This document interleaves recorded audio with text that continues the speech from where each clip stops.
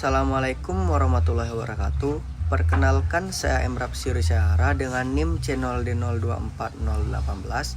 Saya dari Prodi Perpajakan kelas G. Di sini, saya akan menyampaikan materi dengan judul Harga Pokok Penjualan dan Beban Operasional serta Laporan Rekonsiliasi Fiskal. Latar belakang. Laporan keuangan disusun perusahaan untuk mengetahui kondisi keuangan dan hasil usaha dengan komponen penting seperti harga pokok penjualan atau HPP dan beban operasional dalam menentukan laba. Dalam perpajakan, pemahaman mengenai biaya yang dapat dan tidak dapat dikurangkan sangat penting karena laporan keuangan komersial sering berbeda dengan ketentuan pajak.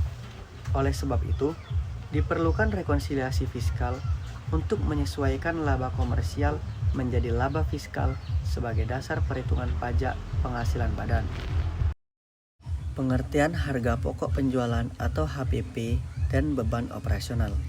Harga pokok penjualan atau HPP adalah seluruh biaya yang dikeluarkan untuk memperoleh atau memproduksi barang yang dijual seperti biaya bahan baku, tenaga kerja langsung, dan overhead pabrik, sehingga digunakan untuk menentukan laba kotor perusahaan. Unsur HPP meliputi persediaan awal, pembelian bersih, biaya angkut pembelian, dan persediaan akhir. Sementara itu, beban operasional merupakan biaya untuk menjalankan aktivitas perusahaan sehari-hari, seperti gaji administrasi, listrik, sewa kantor, pemasaran, transportasi, dan administrasi umum. Biaya yang boleh dikurangkan dan tidak boleh dikurangkan dalam pajak. Biaya yang boleh dikurangkan dalam pajak atau deductible expense adalah biaya yang berkaitan dengan kegiatan usaha untuk memperoleh, menagih, dan memelihara penghasilan sehingga dapat menjadi pengurang penghasilan bruto seperti gaji, listrik, sewa, transportasi dinas, pemasaran, dan penyusutan aset. Sedangkan biaya yang tidak boleh dikeluarkan atau dikurangkan atau non-deductible expense adalah biaya yang tidak berkaitan langsung dengan usaha atau dilarang oleh ketentuan pajak seperti PPh, denda pajak, dividen, pengeluaran pribadi pemilik, sumbangan tertentu, dan biaya tanpa bukti lengkap, sehingga harus dilakukan koreksi fiskal positif. Perbedaan laba fiskal dan laba komersial. Laba komersial adalah laba yang dihitung berdasarkan standar akuntansi keuangan atau SAK dengan mengurangkan pendapatan terhadap seluruh beban untuk memberikan informasi kinerja perusahaan. Sementara itu, laba fiskal adalah laba yang dihitung berdasarkan ketentuan perpajakan sebagai dasar pengenaan pajak penghasilan atau PPh.